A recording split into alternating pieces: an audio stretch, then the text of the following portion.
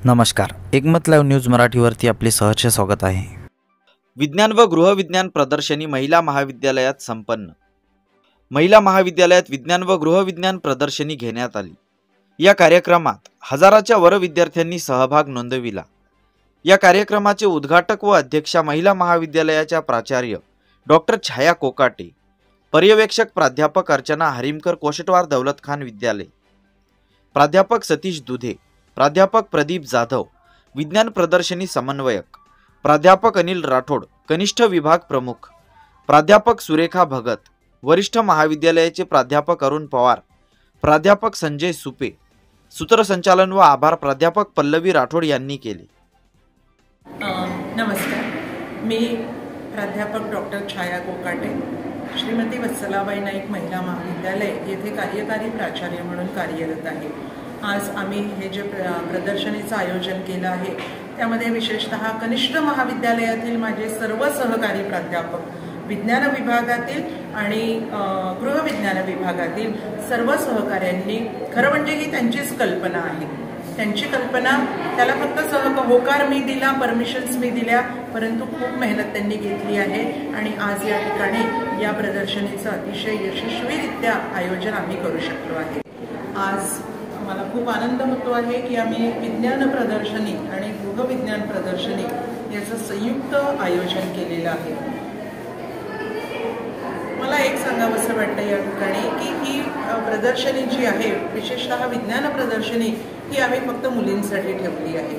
कारण आजपर्यंत चूल आणि मूल हेच कार्यक्षेत्र समजणाऱ्या बऱ्याच आया आपल्या मुलींवर अजूनही तेच पारंपरिक संस्कार करतात आहे। आम्हाला यातनं मुलींना बाहेर काढायचं आहे। मुली ह्या केवळ चूल आणि मूल इथपर्यंतच मर्यादित न राहता आता तर आकाशाला गवसणी घालावं त्यांनी इतपत त्यांच्या कार्यक्षमता वृद्धिंगत झाल्या आहे, व्यापक झाल्या आहे।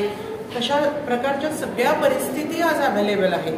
मग त्या मुलींनी का घरामध्ये राहावं? त्यांच्यामध्ये कार्यक्षमता आहे, त्यांच्यामध्ये बौद्धिक क्षमता आहे आणि त्यांच्यामध्ये विचार करण्याची क्षमताही आहे।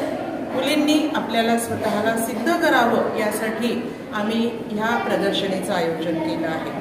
आणि ही फक्त विज्ञान प्रदर्शनी नाही आहे, तर गृहविज्ञान प्रदर्शनी पण आहे। म्हणजे घर चालवणं हे काही सोपं नाही आहे, त्याच्यामध्ये पण खूप विज्ञान असतं। ते विज्ञान या मुलींनी समजून घ्यावं आणि आपलं गृहव्यवस्थापन अगदी व्यवस्थित करावं, या व्यापक उद्देशाने आम्ही ह्या दोन्ही प्रदर्शनी एकत्र आयोजित केल्या आहेत। आणि याचं आम्ही थोडंसं पब्लिसिटी पण केली, सगळ्या शाळांना आम्ही पत्र दिले आणि मला खूप आनंद होतो आहे की सगळ्या शाळांनी अगदी भरभरून प्रतिसाद दिला आहे। म्हणजे मला असं वाटतं की जवळपास आतापर्यंत, आता तर अगदी सुरुवातच झाली आहे, परंतु 1000पर्यंत विद्यार्थ्यांनी या प्रदर्शनीला भेट दिली आहे। त्यांच्या शिक्षकांनी त्यांना प्रेरित केलं आहे, त्या मुलींना सहकार्य केलं आहे। त्या सगळ्या शिक्षकांचं, त्या सगळ्या शाळांच्या मुख्याध्यापकांचं आणि विशेषतः मुलींचं आणि त्यांच्या पालकांचं मी मनापासून आभार व्यक्त करते। धन्यवाद। हाँ, हम लोग घूम काय करायचं नाही, साधी घ्या सर।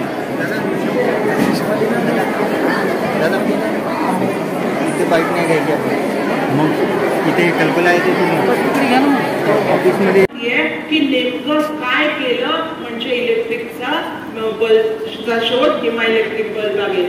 मुलींना खरंच सांगते की हे सोपं नव्हतं।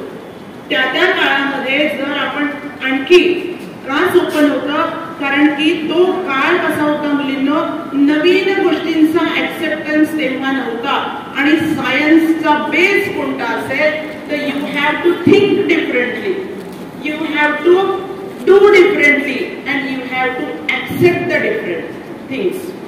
हे जिथे नसतं। बातमीला लाईक करा, कमेंट करा, शेअर करा व सर्वात आधी ताज्या घडामोडी बघण्यासाठी एकमत लाईव्ह मराठी न्यूज चॅनलला सबस्क्राईब करा।